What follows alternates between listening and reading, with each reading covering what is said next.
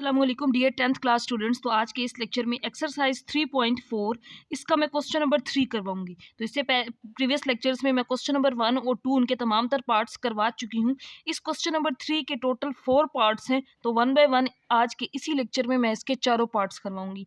अब इसमें यह कहा गया है मीन प्रोपोर्शनल फाइंड करें। इससे पहले हम फोर्थ प्रोपोर्शनल फाइंड करना सीख चुके हैं, थर्ड प्रोपोर्शनल फाइंड करना सीख चुके हैं। मीन प्रोपोर्शनल क्या होता है?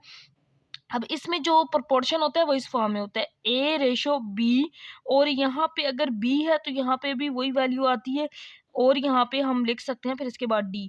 यानी कि इस मीन प्रोपोर्शन के अंदर यहाँ पे जो C होता है ना, वो किसके इक्वल होता है? इस B के ही इक्वल होता है। This is called mean proportion. तो यहाँ से हम ये वाली वैल्यू फिर फाइंड कर सकते हैं। अब इसमें मीन प्रोपोर्शन फाइंड करना है 40 और 90 के दरमियान। तो हम इसको मीन प्रोपोर्शन के मुताबिक लिख सकते हैं 40। यहाँ पे मैंने इसको m लिख लिया है। ये जो मीन प्रोपोर्शन है ये वाला, इसको x लिख सकते हैं, y लिख सकते हैं, a b कोई भी नंबर लिख सकते हैं। तो मीन प्रोपोर्शन, इस वजह से मैंने इसको जस्ट m मेंशन कर दिया है। और 90 m की जगह पे x लिख सकते हैं, y लिख सकते हैं, a कोई भी वैल्यू लिख सकते हैं, लेकिन सेम लिखनी है क्योंकि ये दोनों यहाँ पे मीन प्रोपोर्शन में सेम होती हैं। तो अब जिस तरह हमने पहले दोनों पार्ट्स में किया है, हमें पता है कि अगर A/B हो तो हम इसको A/B लिखते हैं। तो इसको क्या लिख सकते हैं? 40/m डिवाइडेड बाय, अगली दो वैल्यूज़ के दरमियान रेशो है तो m/90। ये जो प्रोपोर्शन था इसकी जगह पे इक्वल आ जाता है। ये प्रोपोर्शन का रूल है।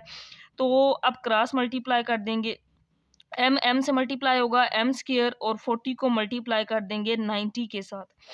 तो अगर 40 को कैलकुलेटर पे मल्टीप्लाई कर लेना है, 90 से मल्टीप्लाई करें तो ये आ जाता है 3600। क्योंकि यहाँ m² है, m की वैल्यू फाइंड करनी है, तो स्क्वायर ख़त्म करने के लिए आप स्क्वायर रूट ले लेंगे दोनों साइड्स पे। तो m की वैल्यू आ जाएगी 36 का स्क्वायर रूट होगा प्लस माइनस, कैलकुलेटर पे ही 3600 का स्क्वायर रूट जब लेंगे तो आंसर आ जाएगा इसका 60। और क्योंकि स्क्वायर रूट था इस वजह से इसके साथ प्लस माइनस आ जाएगा। तो यहाँ पे जो मीन की वैल्यू है वो ये आ गई प्लस माइनस 60, इसका आंसर आ जाएगा। इसके बाद नेक्स्ट पार्ट नंबर 2 है, जिसमें मैंने इसको यहाँ से इसका सोल्यूशन स्टार्ट किया है और प्रोपोर्शन फॉर्म इसकी लिख लिया है। मीन प्रोपोर्शन था तो यहाँ पे m लिख लिया है। तो अब यहाँ पे अब रेशो को डिवीजन की फॉर्म में लिख लेंगे। 30x⁴ y² divided by m, proportion की जगह पे इक्वल, और यहाँ पे आ जाएगा m डिवाइडेड बाय 270 y4z6। क्योंकि m फाइंड करना है तो अब इसको क्रॉस मल्टीप्लाई कर देंगे। यहाँ पे आ जाएगा m² और 30x⁴ y²z²। x 4 है, बाकी दोनों पे स्क्वायर है। इसको मल्टीप्लाई कर देंगे इस वैल्यू के साथ 270 y4z6। तो अब यहाँ पे जब मल्टीप्लाई करेंगे 30 को 270 से तो आंसर आ जाएगा 8100। अब ये भी x है, यहाँ पे तो x नहीं है, x⁴ इसी तरह ही आ जाएगा। अब y² और y² दो दफ़ा है, ये 2 इसकी पावर 2, तो बेसिस सेम हो पावर्स ऐड हो जाती हैं। ये z, ये भी z की पावर 2 है, यहाँ पे z की पावर 6 है, बेसिस सेम है, इस वजह से पावर्स ऐड हो जाएंगी। तो यहाँ पे मैंने सिंपल जस्ट इनकी पावर्स को ऐड कर दिया है। यहाँ पे m² को इसी तरह लिख लेंगे 8100, इसी तरह x⁴ ये 4 और 2 पावर 6 हो जाएगी, y की 6 और 2 z की पावर अब 8 हो जाएगी। क्योंकि अब यहाँ पे m² है तो स्क्वायर ख़त्म करने के लिए दोनों साइड्स पे स्क्वायर रूट ले लेंगे। नेक्स्ट स्टेप में taking square root on both sides. तो अब इसको सिंप्लीफाई कर लेते हैं। यहाँ पे तो जस्ट ये इससे कैंसल आउट, m आ जाएगा 8100 का स्क्वायर रूट जो है ये आ जाता है 90, साथ प्लस माइनस। अब ये जो वैल्यूज़ हैं x⁴ y6 z8, जब इनको स्क्वायर रूट से बाहर लिखेंगे, यहाँ पे मैं ये स्टेप बता देती हूँ कि स्क्वायर रूट था ना इन नंबर्स पे, और ये क्या है x⁴ y6 z8। Square root का मतलब होता है 1/2। तो अगर हम देखें कि इनकी बाकी पावर्स क्या बचती है, अगर इन सबको इनकी पावर्स को 2 पे डिवाइड कर देंगे यानी कि स्क्वायर रूट से बाहर, तो यहाँ पे 2 2s are 4, यानी कि बाहर आके ये x² हो जाएगा। ये आ जाएगा 2 3s are 6, y की पावर बाहर आके कितनी हो जाएगी? 3, हाफ हो जाएगी। अगर 4 था तो 2, 6 था तो 3, अब ये 8 है तो 2 4s are 8, यानी कि 8 का हाफ यहाँ पे 4 आ जाएगा। तो यही m की वैल्यू होगी। स्क्वायर रूट से बाहर आएंगी ना इनकी पावर्स, तो वो हाफ हो जाएंगी, यानी कि x⁴ स्क्वायर रूट की वैल्यू 1/2 होती है, 2 2s are 4 रह जाएगा। एक्स पावर 2, वाई पावर 6 था, ये भी स्क्वायर रूट से, क्योंकि स्क्वायर रूट 1/2 होता है, तो यानी कि यहाँ पे 3। इसी तरह जी की वैल्यू है, जो पावर है वो भी 4 हो जाएगी। यानी एक्स 4 था, इसकी पावर हाफ हो गई, वाई 6 इसकी पावर हाफ, वाई 3 जी 8 इसकी पावर जी 4 हाफ होगी, स्क्वायर रूट से बाहर आ गई।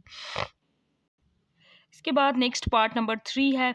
तो यहाँ पे अब ये दो वैल्यूज़ थी, मीन प्रोपोर्शन फाइंड करना था, तो मैंने इसको प्रोपोर्शन फॉर्म में लिख लिया है और यहाँ पे मीन आ गया है, दोनों में मीन लिख दिया है। अब पहली दो रेशोज़ हैं तो इनको डिवाइड कर सकते हैं, A square minus B square over M.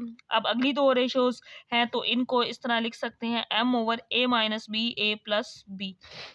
अब इससे पहले वाले जितने क्वेश्चंस हैं वो भी मैंने इसी तरीके से ही करवाए हैं कि हमने, या तो एक तरीका ये होता है कि product of extreme is equal to product of mean, लेकिन उससे बेहतर ये ज़्यादा आसान है कि रेशियो है तो उसको पहली दो को डिवाइड कर लें, अगली दो को डिवाइड प्रोपोर्शन की जगह पे इक्वल का साइन।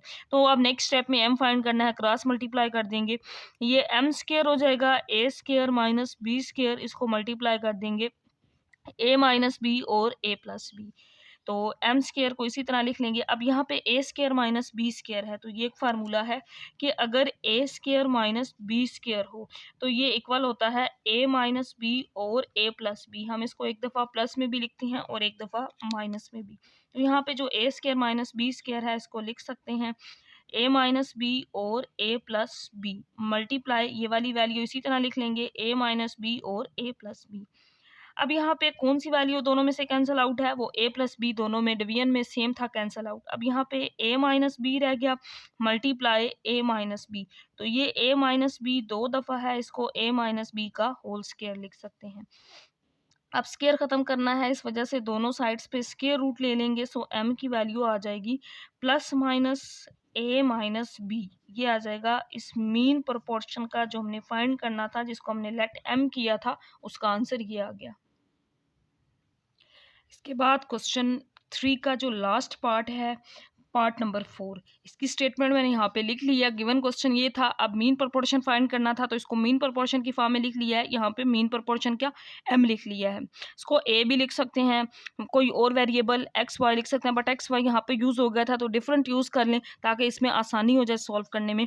तो अब जिस तरह पहले वाले पार्ट्स में सॉल्व करते आए हैं, पहली दो वैल्यूज़ हैं, इनके दरमियान जो रेशो है वो एम है, तो इन दोनों को डिवाइड कर सकते हैं। यहाँ पे डिवाइड में एम आ जाएगा इज इक्वल टू, तो अब अगली दो वैल्यूज़ के दरमियान रेशो है, इनको डिवाइड कर देंगे, m over x minus y into x square minus x y plus y square. अब नेक्स्ट स्टेप में क्रॉस मल्टीप्लाई कर देंगे, तो एम एम से मल्टीप्लाई हो जाएगा, एम स्क्वायर हो जाएगा, ये दो वैल्यूज़ मल्टीप्लाई होंगी, x cube plus y cube divided by x square minus y square multiply इस वैल्यू से, x minus y x square minus x y plus y square. तो यहाँ पे जस्ट इनको अब क्रॉस मल्टीप्लाई किया है। अब यहाँ पे क्यूब का फार्मूला और यहाँ पे स्क्वायर का फार्मूला अप्लाई कर देंगे, तो m square is equal to cube का फार्मूला अप्लाई करेंगे। तो नेक्स्ट स्टेप में फार्मूलाज अप्लाई करने हैं, x cube plus y cube है, यहाँ पे अगर a cube plus b cube, वो फार्मूला मैंने ए की फॉर्म में लिख लिया है, इसको लिख सकते हैं हम A plus B, A square minus A B plus B square.